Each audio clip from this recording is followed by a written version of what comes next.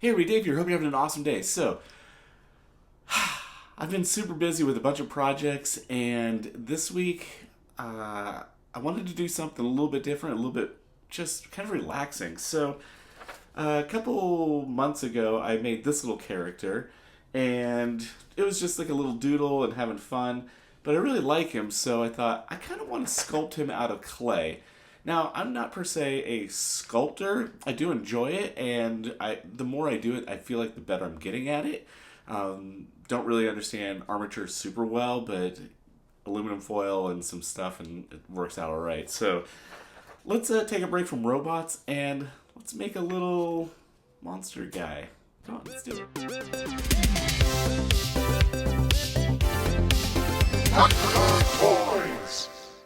All right, here's just a close-up of that little illustration I was talking about in the intro. And to make my armature, I'm just using aluminum foil. I didn't really tape anything. And for the legs, they're pretty scrawny, so I was thinking maybe this flower wire, but it might be too thin to wrap clay around. Maybe this plastic rod, but then, chopsticks to the rescue. When I looked at these, I was like, oh, this is perfect. It tapers right at the end, and it almost fits the scale of what I have there perfectly. So I just rolled my knife on it a couple times and then it just snapped. And in order to cram it into the aluminum foil, I went ahead and poked a little hole just to kind of get it started. And then the chopsticks just pushed right in. Worked out really nice for me. I think this is a decent enough armature. I don't think I need to tape it or anything. I'm going to use Super Sculpting on this. And I found this at the thrift store. So keep your eye out at yard sales and stuff for this, because people start crafts and then kind of give up on it. So let's just get to sculpting. I think I'm gonna stop talking and let you enjoy the sculpt. Enjoy.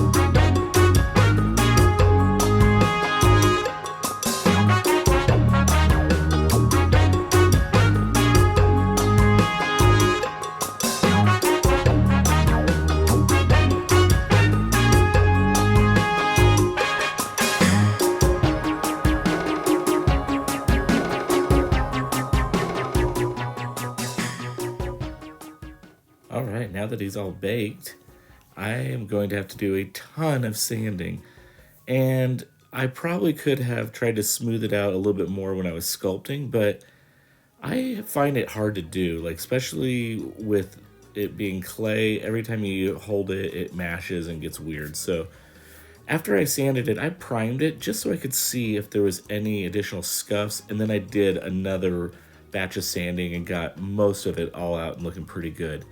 And then I'm using this acrylic spray paint that I just found at Hobby Lobby, and it actually sprayed on a little textury, which kind of works for this because it almost gives them this kind of flocked idea. So here I am just painting on a couple more details. So I'm just going to go ahead and paint and let you watch again.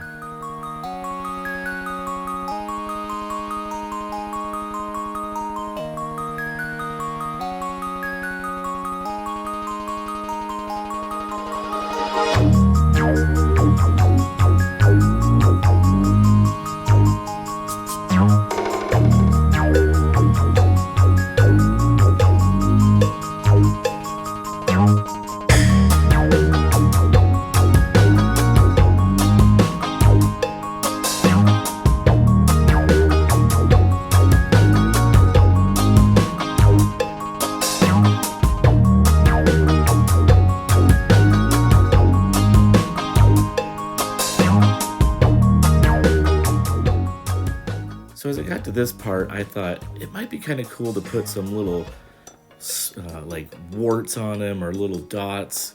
And the more I did it, the less I liked it. When I stepped back and looked at it, it looked like he had a disease. So, it kind of stinks, but I ended up having to brush over the top. And I used a little bit different teal, so I had to paint the entire thing. So it was kind of a pain, but I think it was worth it. It was the right decision. And I was all done, and some buddies came over and they looked at it and they're like, "Oh, he needs like some little grassy moss on the base." And so I was like, "You're right." So let's wrap this up and call it done.